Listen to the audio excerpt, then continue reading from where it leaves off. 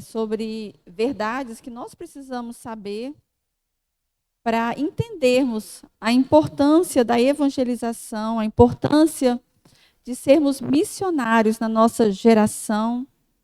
E aí a gente acaba também tratando até mesmo questão de doutrina. Por exemplo, hoje a gente vai falar um pouquinho, de forma bem rápida, a doutrina da imortalidade da alma. Eu convido os irmãos a abrirem Lucas 16, 19 e 31, porque esse texto trata sobre o que causa a maior angústia ao ganhador de almas. E que essa angústia santa, né, esteja também no nosso coração. Porque Jesus, ele falou muito a respeito do inferno. Ele falou porque ele sabia o quanto nós precisamos de salvação dele. E é isso que nós vamos estar lendo em Lucas 16. E diz assim, 19 a 31.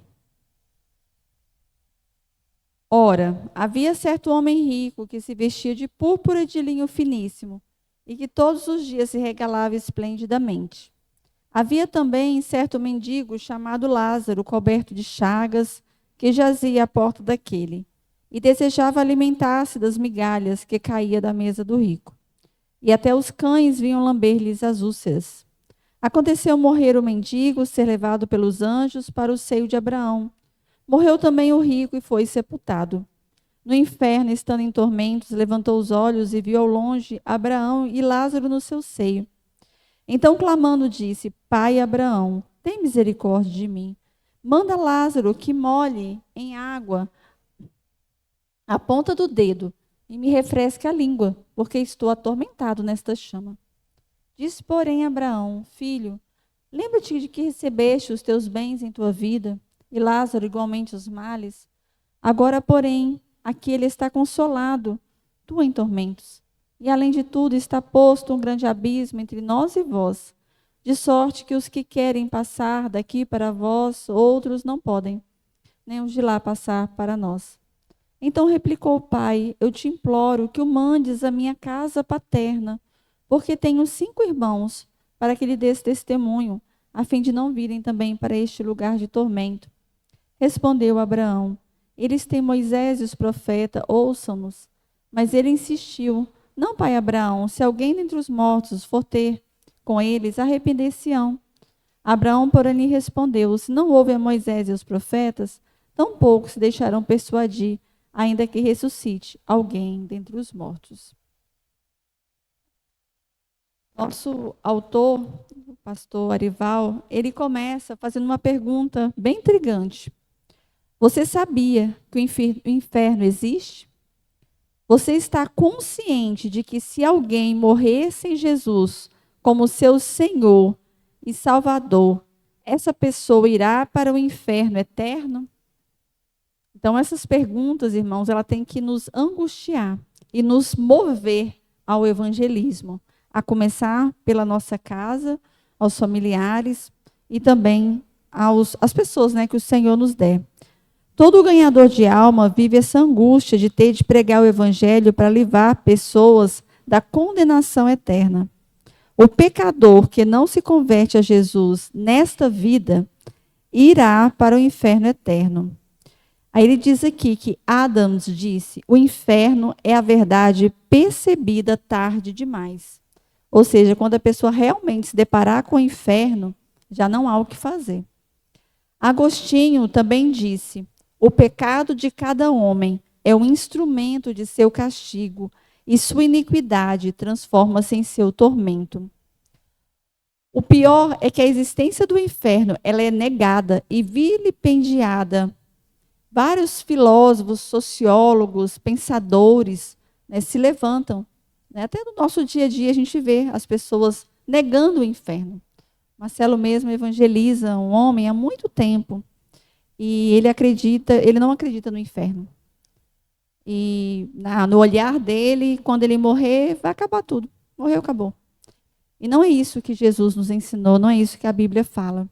Tem um pensador mundano chamado Russell que disse: não creio que qualquer pessoa que seja de fato profundamente humana possa crer nas penas eternas. É uma doutrina que pôs crueldade no mundo e que deu ao mundo gerações de tortura cruel. Sartre escreveu: nada de enxofre ou grelha, o inferno são os outros. Mas a Bíblia não ensina assim. A Bíblia ensina que o inferno sim é real. E ele não é aqui na terra. A terra é um presente de Deus para o homem. Deus fez os céus, a terra, e concedeu aos filhos dos homens. Isso está em Salmos 115, 15 e 16. A terra está cheia da bondade do Senhor. Salmo 33, 5. Inclusive, esse versículo, a terra está cheia da bondade do Senhor, é um versículo que eu gosto sempre de trazer à memória quando eu recebo notícias ruins. Quando a gente ouve injustiças, né? Crueldades, eu sempre trago à minha memória: a terra está cheia da bondade do Senhor. Todo ganhador de almas precisa estudar e ensinar essa doutrina. E é interessante que a gente quase não ouve as pessoas pregando a respeito do inferno. A gente ouve, né, muitas pregações sobre o amor de Deus, a graça de Deus, mas sobre o inferno mesmo. Poucas pessoas estudam e ensinam. 3 razões eu vou apresentar para vocês para nós, sim, estudarmos sobre o inferno. Primeiro, porque ela é uma doutrina bíblica. Jesus ensinou mais sobre o inferno do que sobre o céu. Ela é ensinada no Antigo Testamento e no Novo Testamento. Segundo ponto, é uma doutrina imprescindível. O inferno diz respeito ao futuro eterno das pessoas.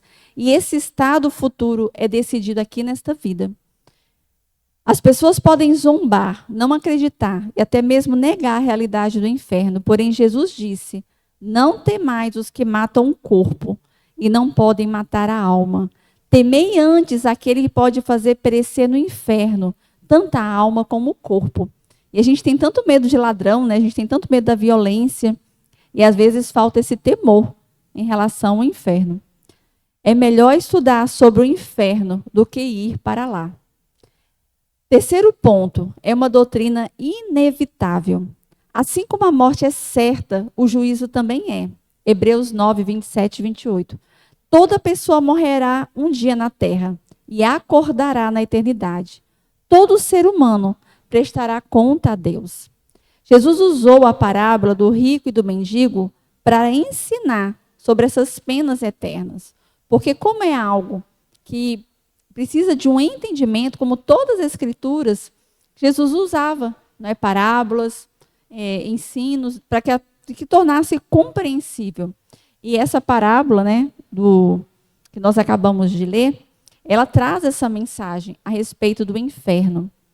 E aí, uma pergunta, né, que o pastor aqui faz: você tem medo de morrer? Você sabe explicar por quê? Irmãos, nós temos que confiar no mérito sacrificial de Cristo Jesus na cruz. Nós não temos que ter medo de morrer. Nós temos que confiar que Ele pagou esse preço, né, pelos nossos pecados e nele há salvação. Porém, como é que eu vou falar para as pessoas que precisam de salvação se elas não sabem de que elas precisam ser salvas? Como é que eu vou falar de Jesus se a pessoa não sabe por que ela precisa de Jesus?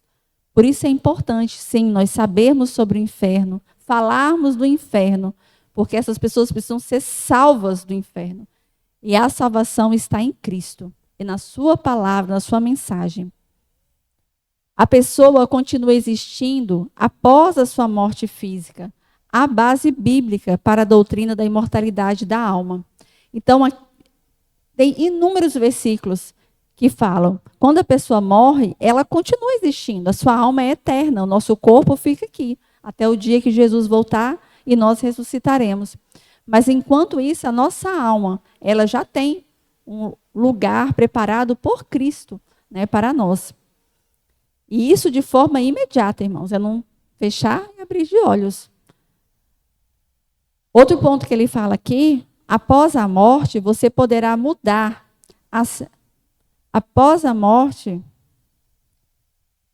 Você poderá mudar a sua situação do inferno para o céu? Não. O versículo 26 fala a respeito disso. Se você estiver no inferno, é no inferno eternamente que você ficará. E quando eu penso nisso, já falei isso aqui na igreja, isso nos assusta, porque eternamente é muito tempo. Não é 10 anos, 100 anos, 1000 anos. É eterno, irmãos, é sem fim. Então, hoje é o tempo de nós aprendermos a respeito do inferno, né, e alertarmos as pessoas que nós amamos, que o inferno é real. Não adianta fazer missa, não adianta acender vela pelos mortos, porque não tem nenhum valor para mudar esse estado eterno dessa pessoa. É hoje o tempo. E a última pergunta, irmão. Você está preocupado que seus parentes e amigos estejam indo para o inferno? O que você deve fazer para impedir que eles experimentem a morte eterna? O versículo 31 responde. Vamos ler lá? Abraão, porém, lhe respondeu: se não ouvem a Moisés e aos profetas, tampouco se deixarão persuadir, ainda que ressuscitem alguém dentre os mortos. Então, nós temos o que? A palavra de Deus. Quando ele diz aí, Moisés e aos profetas, é a palavra, até aquela época revelada. Então, a palavra de Deus hoje, ela tem esse poder, né, de transformar, abrir os olhos daqueles que estão caminhando para o inferno, para assim, isso é o converter, né? É mudar a rota, para caminhar para Cristo e assim receber do Senhor salvação, perdão, graça. E o que é mais lindo de Deus é que a gente já começa a gozar desde então, né, o céu na terra. A gente já começa a experimentar essa delícia de poder viver para Cristo, porque Ele transforma, né, o nosso coração, a nossa vida e faz com que desde já daqui na terra nós venhamos a nos alegrarmos de termos Ele. Então, era essa palavra, vamos estar orando ao Senhor e pedindo a Ele, né, que desperte nosso coração. Senhor, nosso Deus e Pai, nós te agradecemos, Senhor, porque através de Cristo Jesus, nós temos essa alegria do perdão perdoado, da graça recebida. Ver, ó Deus, que não estamos mais destinados ao inferno, à condenação eterna, mas somos sim justificados em Cristo, salvos por Ele naquela cruz maldita, para que possamos, ó Deus, eternamente estar com o Senhor na glória eterna. Muito obrigada, Senhor. Mas não deixe, ó Deus, que nós venhamos nos acomodar e ter essa palavra só para nós. Que possamos, ó Deus, anunciar essa graça. Possamos anunciar essa verdade, que o inferno é real. E que em nome de Jesus o Senhor nos desperte, Senhor, no nosso dia a dia, para essa realidade, para esse fato, ó Deus. E que venhamos, ó Pai, sermos ousados, sermos sábios, ó Deus, sermos destemidos na pregação do Teu Evangelho. Usa-nos, ó Deus, nessa geração como instrumento em Tuas mãos. Nos dá, ó Deus, sabedoria.